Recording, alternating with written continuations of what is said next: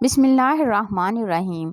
अक्सर लोग जंबी हालत में खुद को, अपने कपड़ों को, अपने बिस्तर को नापाक समझते हैं और खाने को, कामकाज को हाथ नहीं लगाते जब तक कि गुस्ल ना कर लें। और ख़वातीन भी बच्चों वगैरह को दूध पिलाना, खाने को हाथ लगाना गुनाह समझती हैं, ये सोच के कि वो नापाक हैं। इसी तरह माह रमज़ान में जनाबत की हालत में सहरी करने को नाजायज़ समझते हैं और कहते हैं कि नापाकी की हालत में रोज़ा रखना गुनाह है। आज की इस वीडियो में हम इन अश्कालात को हदीस की रोशनी में ख़त्म करेंगे। आपसे गुजारिश है कि वीडियो को आखिर तक ज़रूर देखिएगा। चैनल पर नए हैं तो चैनल को सब्सक्राइब कर दें, वीडियो को लाइक कर दें। मोहतरम नाज़रीन, माह रमज़ान की आमद है। यह महीना रहमतों और बरकतों का महीना है, यानी ये महीना मग़फ़रत का महीना है। माह रमज़ान में अक्सर ये सवाल पूछा जाता है कि क्या हम नापाकी की हालत में सहरी कर सकते हैं या नापाकी की हालत में रोज़ा रखना जायज़ है या नहीं। नापाकी की हालत में यानी अगर किसी को एहतलाम हो जाए या वो बीवी से हम बिस्तरी करे तो हम बिस्तरी करने के बाद मर्द या औरत के लिए सिर्फ नमाज, तवाफ़ और मस्जिद में ठहरना हराम है और इसके अलावा बाकी तमाम काम करने जायज़ हैं।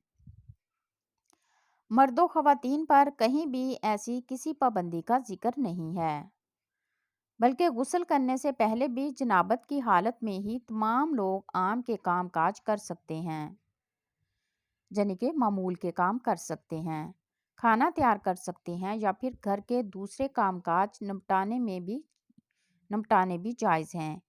इसी तरह माँ बच्चों को दूध पिला सकती है, इनकी देखभाल भी कर सकती है और इसके कई दलाइल मौजूद हैं।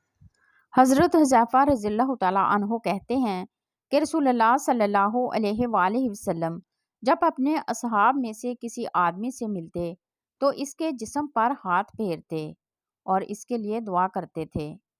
एक दिन सुबह के वक़्त आप सल्लल्लाहु अलैहि वसल्लम को देखकर मैं कतरा गया। फिर आपके पास इस वक्त आया जब दिन चढ़ आया तो आप सल्लल्लाहु अलैहि वसल्लम ने फरमाया, मैंने तुम्हें देखा तो तुम मुझसे कतरा गए।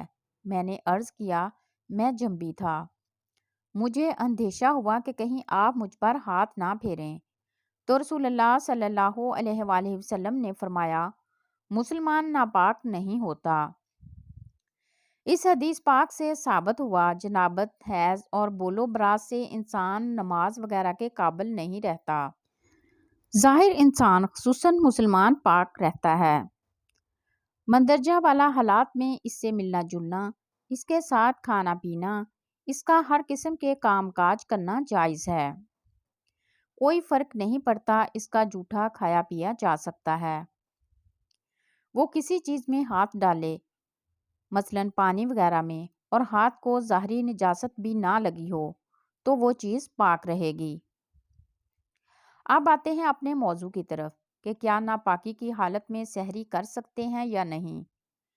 तो जवाब इसका ये है कि जिस तरह नापाकी की हालत में खाना पकाना, एक दूसरे से हाथ मिलाना जायज़ है, इसी तरह नापाकी की हालत में सहरी करना भी जायज़ है। हज़रत अबू बकर बिन अब्दुर्रहमान से रवायत है कि मैं और मेरे वालिद हज़रत आयशा के पास हाज़िर हुए तो आयशा रज़ियल्लाहु तआला अन्हा ने बयान फरमाया कि मैं गवाही देती हूँ, रसूलुल्लाह सल्लल्लाहु अलैहि वसल्लम एहतलाम के सबब से नहीं बल्कि जमा के सबब से हालते जनाबत में सुबह करते और गुस्ल किए बगैर रोज़ा रखते। फिर हम दोनों अबू बकर और अब्दुर्रहमान हज़रत उम्मे सलमा रज़ियल्लाहु तआला अन्हा के पास आए और उन्होंने भी यही बात की। ये रवायत सुन्नन तिरमिज़ी में भी मौजूद है। उम्मुल मोमिनीन आयशा और उम्मुल मोमिनीन उम्मे सलमा रज़ियल्लाहु तआला अन्हुमा से रवायत करते हैं कि नबी अकरम सल्लल्लाहु अलैहि वसल्लम को फजर पा लेती और अपनी बीवियों से सोहबत की वजह से हालते जनाबत में होते। फिर आप गुस्ल फरमाते और रोज़ा रखते थे। मालूम हुआ कि अगर किसी शख्स पर गुस्ल वाजिब हो और वो सुबह सादक से पहले गुस्ल ना कर सका اور سحری کر کے یا بغیر سحری کیے نیت کر کے روزہ رکھ لیا تو اس کا روزہ درست ہے۔ ناپاک ہونے کی وجہ سے روزے پر کوئی فرق نہیں پڑے گا، البتہ جلد از جلد غسل کر لینا چاہیے۔ غسل میں اتنی تاخیر کرنا کہ فجر کی نماز قضا ہو جائے گناہ کا باعث ہے۔ ہم بستری کے بعد افضل یہی ہے کہ آدمی جلدی غسل کر کے پاک صاف ہو جائے، لیکن اگر نماز کے وقت تک غسل کو مؤخر کر دے تو گناہگار نہیں ہوگا۔ البتہ فجر تک غسل مؤخر کرنے کی صورت میں اگر ہم بستری کے بعد سونا ہو تو بہتر یہی ہے کہ آدمی استنجا اور وضو کر کے پھر سو جائے اور پھر بیدار ہو کر غسل کر لے۔ چنانچہ مشکوتہ شریف کی روایت میں ہے، حضرت عمر فاروق رضی اللہ تعالیٰ عنہ نے سرکار دو عالم صلی اللہ علیہ وآلہ وسلم سے عرض کیا کہ مجھے رات کو جنابت لاحق ہوتی ہے، یعنی احتلام یا جماع سے غسل واجب ہوتا ہے۔ آپ صلی اللہ علیہ وآلہ وسلم نے فرمایا کہ اسی وقت وضو کر کے عضو کو دھو کر سو جایا کرو۔ مظاہر حق میں ہے یہ وضو کرنا جنبی کے سونے کے لیے طہارت ہے، یعنی جنبی وضو کر کے سویا تو گویا وہ پاک سویا۔ لہٰذا اس حدیث سے معلوم ہوا کہ جسے رات کو احتلام ہو جائے یا جماع سے فراغت ہو اور اس کے بعد سونے کا ارادہ یا بے وجہ کسی ضرورت بے وقت غسل جنابت میں تاخیر کا خیال ہو تو ایسی شکل میں جنبی کا وضو کر لینا سنت ہے۔ اتنی بات اور سمجھ لیجئے کہ حدیث سے تو یہ معلوم ہوتا ہے کہ صورت مذکورہ میں وضو کیا جائے، اس کے بعد عضو تناسل کو دھویا جائے، حالانکہ ایسا نہیں ہے، بلکہ صحیح مسئلہ یہ ہے کہ پہلے عضو تناسل کو دھونا چاہیے، اس کے بعد وضو کرنا چاہیے۔ اس شکل میں حدیث کی مذکورہ ترتیب کے بارے میں کہا جائے گا کہ یہاں وضو کرنا اس لیے مقدم کر کے ذکر کیا گیا ہے کہ وضو کا احترام اور اس کی تعظیم کا اظہار پیش نظر تھا۔